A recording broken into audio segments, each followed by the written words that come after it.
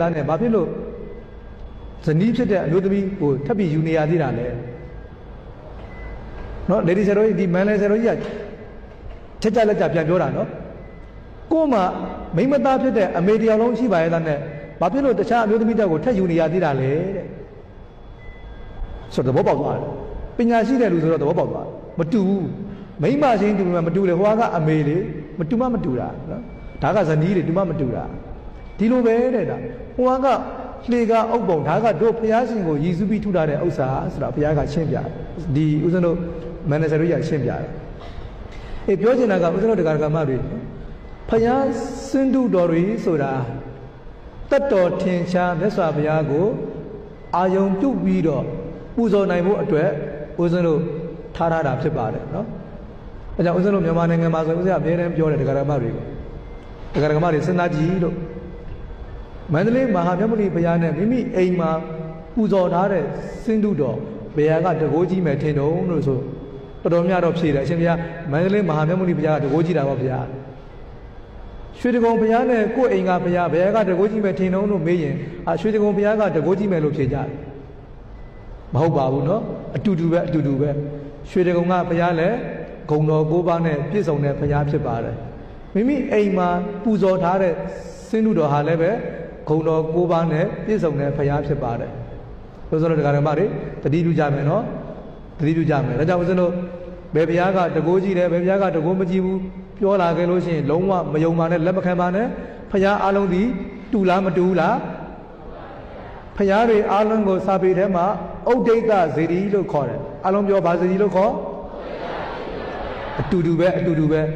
ဘုရားငယ်ဘုရားကြီးမြန်မာနိုင်ငံကဘုရားဖြစ်ဖြစ်ယိုးဒယားကဘုရားဖြစ်ဖြစ်အိုကမ္ဘောဒီးယားကဘုရားဖြစ်ဖြစ်ဘယ်ဘုရားဖြစ်ဖြစ်ဘုရားမှန်သမျှအားလုံးဒီနော်ဂုံတော်၉ပါးနဲ့ပြည့်စုံတဲ့ဘုရားဖြစ်ပါတယ်မြန်မာနိုင်ငံဘုရားကဂုံတော်10ပါးယိုးဒယားကဘုရားကဂုံတော်9ပါးအဲ့လိုရှိပါမလားအတူတူပဲပို့သွားတာလည်းမရှိဘူးလိုနေတာလည်းမရှိဘူးဘုရားအားလုံးအတူတူဒါကြောင့်ဦးဇင်းတို့တရားဓမ္မတွေကိုယ့်အိမ်ကဘုရားကိုအထင်မသေးပါနဲ့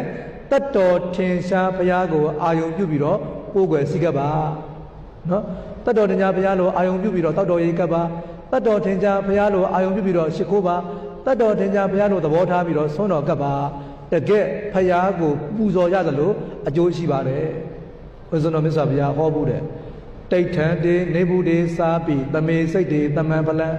ဦးဇင်းတော်မြတ်စွာဘုရားဟောဘူးတယ်တတ်တော်ထင်ရှားဘုရားပဲဖြစ်ဖြစ်တဲ့အသက်မရှိတဲ့ဘုရားစင်တုတော်ဖြစ်ဖြစ်တဲ့တမေစိတ်တေတမန်ဖလံစိတ်ထားအတူတူထားနိုင်လို့ရှိရင်အကျိုးအတူတူပဲတဲ့ဘုရားဟောတာနော်ဥပဇင်းပြောတာမဟုတ်ဘူးဘုရားဟောတာတတ်တော်ထင်ရှားဘုရားကိုပူဇော်သလို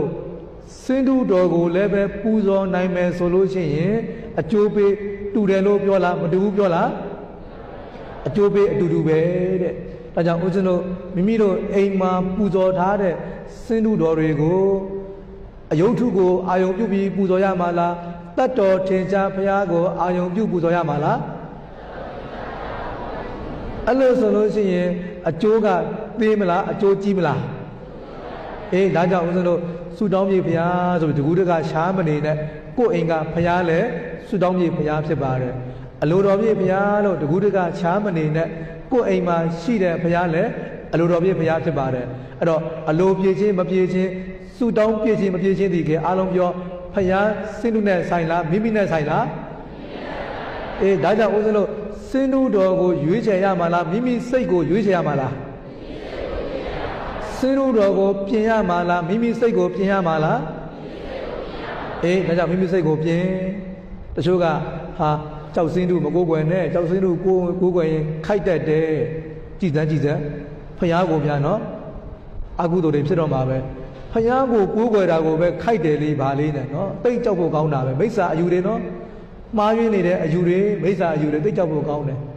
အေးအဲ့ဒါဦးဇင်းတို့ဗုဒ္ဓဖြေကြားတဲ့ပြဿနာများဒီနေ့နော်ဦးဇင်းတို့ပြောခဲ့တယ်ပထမတစ်ခုကတန်းသူနဲ့ယဉ်ကျေးသူလောဘဒေါသမောဟတွေမကုန်သေးတဲ့ပုဂ္ဂိုလ်တွေကနော်ဒါဒေါသတကြီးနဲ့ပြန်တုတ်ပြန်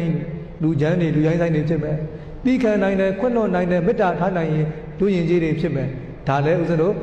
လိုက်နာစရာခြောက်ခြင်းစရာတစ်ခုဖြစ်တယ်နံပါတ်1ပွဲလဲသမင်တွေဟာကုသိုလ်လို့ပြောလားအကုသိုလ်လို့ပြောလားပွဲလဲသမင်တွေမလုပ်သင့်ဘူးဒါဥစ္စာတို့အကျဉ်းတမွန်ရှင်းပြခဲ့ပါပြီနော်မြန်မာလူမျိုးတွေကတိတ်ပြီးတော့ပွဲကြိုက်ကြတယ်နော်ပတ်စံတွေအများကြီးအကုန်ကြခံပြီးတော့ပွဲလဲသမင်တွေကျင်းပါတယ်ဥစ္စာတို့ဆရာတော်ကြီးတွေဆုံးမတာရှိတယ်နော်ဆရာတော်ကြီးတွေဆုံးမတာရှိတယ်ပွဲငါးသူလည်း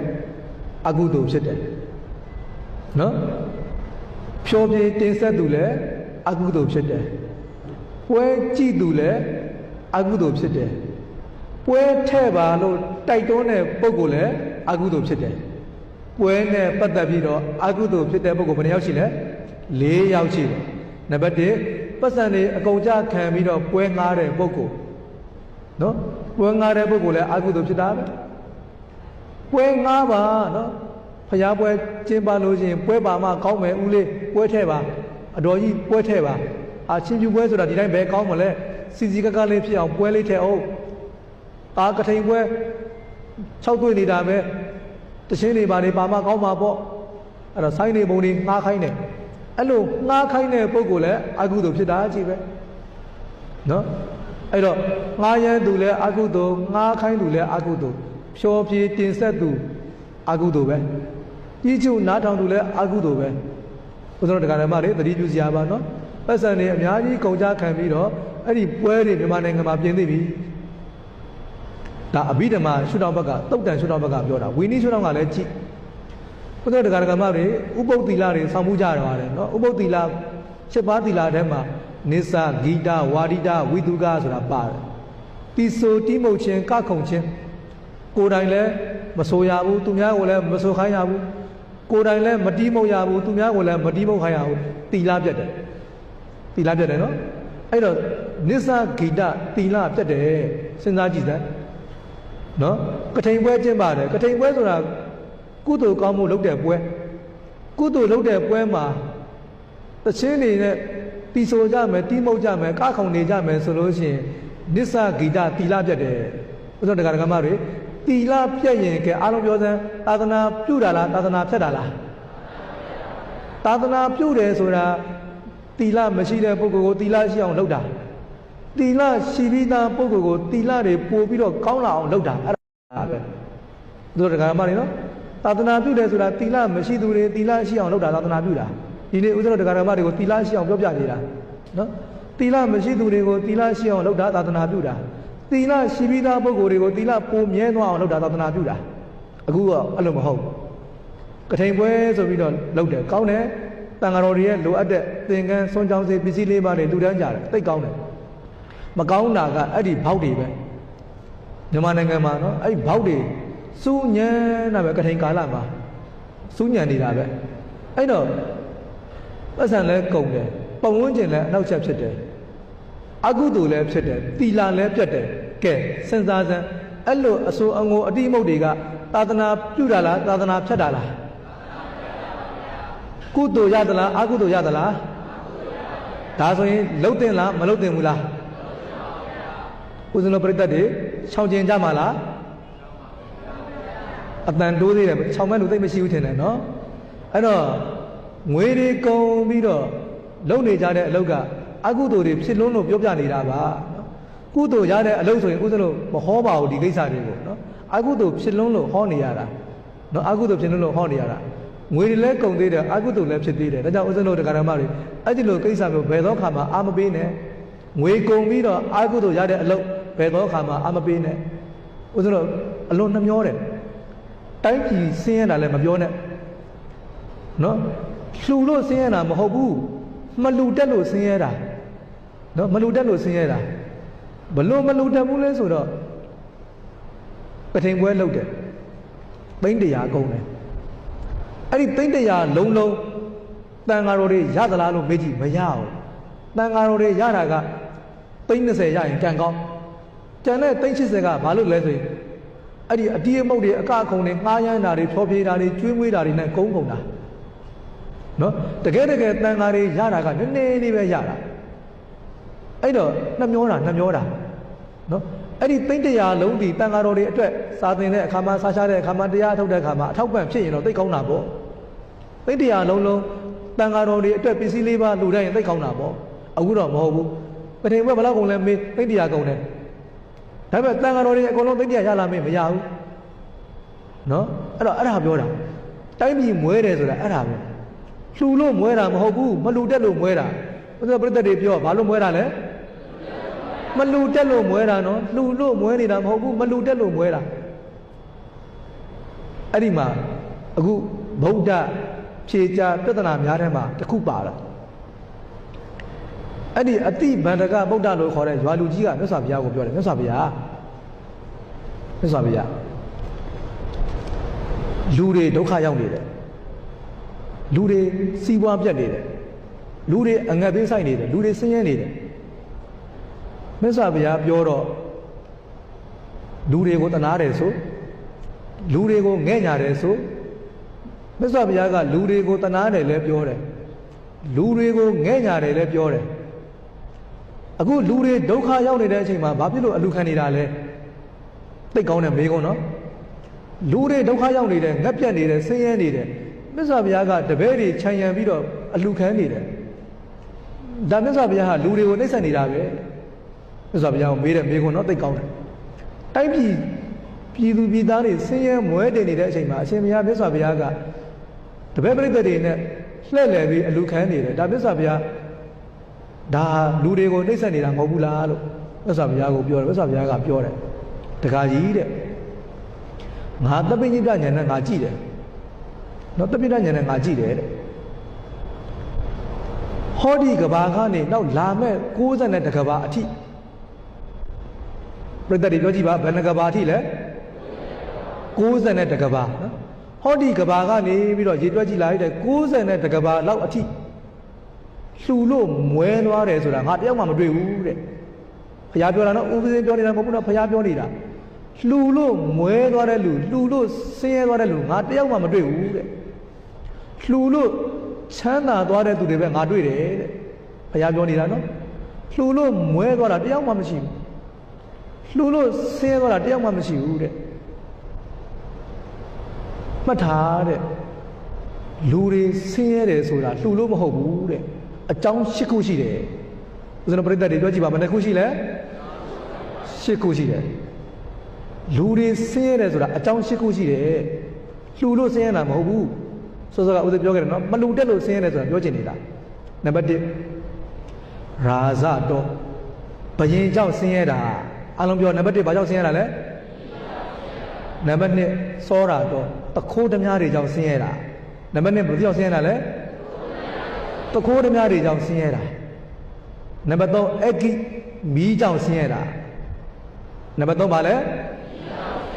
မီးဘေးအန္တရာယ်တွေလေကိုရှားပွေစုဆောင်ထားတဲ့ဥစ္စာတွေတည်တည်ချာချာမထိမ့်သိမ့်ဘူးဆိုရင်မီးလောင်ထဲမှာပါသွားမှာပဲလေမီးလောင်သွားရင်အကုန်လုံးကုန်ပဲဘာမှမကြက်နံပါတ်4ကရေကြောင်းတဲ့ရေဘေးအန္တရာယ်တွေဆူနာမီလိုရေဘေးတွေတက်လာတဲ့အခါမှာအကုန်ပါအိမ်တွေလက်ဝတ်လက်စားတွေရွှေငွေတွေလူတွေရဲ့အသက်တွေအကုန်ပါအဲကြောင့်ရေကြောင်းလည်းလူတွေဆင်းရဲဒုက္ခရောက်တယ်နော်နောက်တစ်ခုကဘာလဲဆိုတော့မြတ်စွာဘုရားကနော်ဒုပ္ပယုတ်တာလို့ခေါ်တယ်စီးပွားရေးမလုပ်တတ်လို့ဆင်းရဲတာတချို့စီးပွားရေးလုပ်တယ်နားမလဲဘူးမနားမလဲဘူးလုပ်တော့လုပ်တယ်လေကိုလုပ်တဲ့လုပ်ငန်းကိုမကျွမ်းကျင်ဘူးအရင်းလေးတွေအကုန်ပြုတ်အမျက်မပြောနဲ့အရင်းတော်ပြုတ်ကုန်တာအဲ့ဒါဘာဖြစ်လို့လဲဆိုတော့ဘုရားကြောင့်မဟုတ်ဘူးကိုစီးပွားရေးမလုပ်တတ်လို့အဲ့စီးပွားရေးတစ်ခုလုပ်တော့မယ်ဆိုရင်တိတိကျကျလေ့လာရတယ်အလိမ်မခံရအောင်တချို့အလိမ်ခံရတယ်တချို့အလိမ်ခံရတယ်နော်ဟောဒီတချို့ဆိုရင်လည်းနိုင်ငံခြားမှာလှုပ်သွားလုံးမယ်အလိမ်ခံရတယ်အများကြီးပဲဖယားနဲ့ဘာမှမဆိုင်ဒါနနဲ့ဘာမှမဆိုင်မကျွမ်းကျင်တာလုပ်ငန်းမကျွမ်းကျင်တာလုပ်ငန်းမကျွမ်းကျင်တော့အလိမ်ခံရတယ်မြေတွေဝယ်တယ်သူများလိမ်ရောင်းသွားတဲ့မြေတွေကိုရွှေတွေဝယ်တယ်ရွှေအတုတွေလိမ်ရောင်းခံရတယ်ကိုမကျွမ်းကျင်တာနော်အဲ့တော့ကိုမကျွမ်းကျင်တဲ့လုပ်ငန်းတစ်ခုကိုလုပ်တဲ့အခါကျတော့ရှုံးတယ်ဖယားနဲ့ဘာမှမဆိုင်ဒါနလုပ်လို့မဟုတ်ဘူးအဲကြောင့်ဆင်းရဲတယ်ဆိုတာအဲ့ဒါနောက်တစ်ခုကဌာနတော်ဝိကိစ္စတိလို့ခေါ်တယ်ရှစ်ကတုံးကဒီခေတ်လိုဘဏ်တွေဘာတွေမရှိသေးဘူးဒီနေ့ခေတ်မှာတော့ရှားပွေစုတောင်းလို့ရတဲ့ဥစ္စာကိုဘဏ်မှာထားရင်လုံခြုံတယ် ဒါတော့မှဘန်ကဒေဝါလီခံသွားရင်သွားပြီနော်ဘန်ဒေဝါလီခံလိုက်ရင်ချုံသွားပြီဘာမရတော့အဲ့တိုင်းပဲဖျားတဲ့ထက်တုန်းကဘန်မရှိဘူးဘန်မရှိတော့ရွှေအိုးတွေကိုမြေကြီးမှာပြုတ်ထားကြတယ်ရွှေအိုးတွေကိုမြေကြီးမှာပြုတ်ထားအဲ့တော့မြေကြီးမှာပြုတ်ထားတဲ့ဥစ္စာတွေကနေရာရွေ့တယ်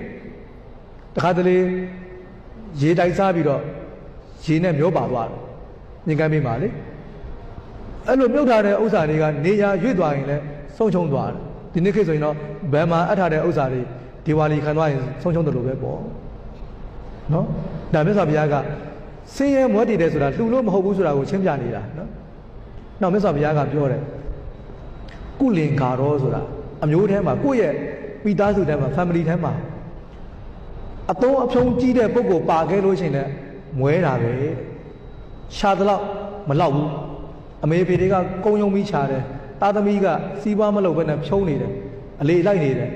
တောက်စားနေတယ်မူးကျိုးနေတယ်မိဘကရှေ့ကရှာတယ်နောက်ကသားသမီးကဖြုံးတယ်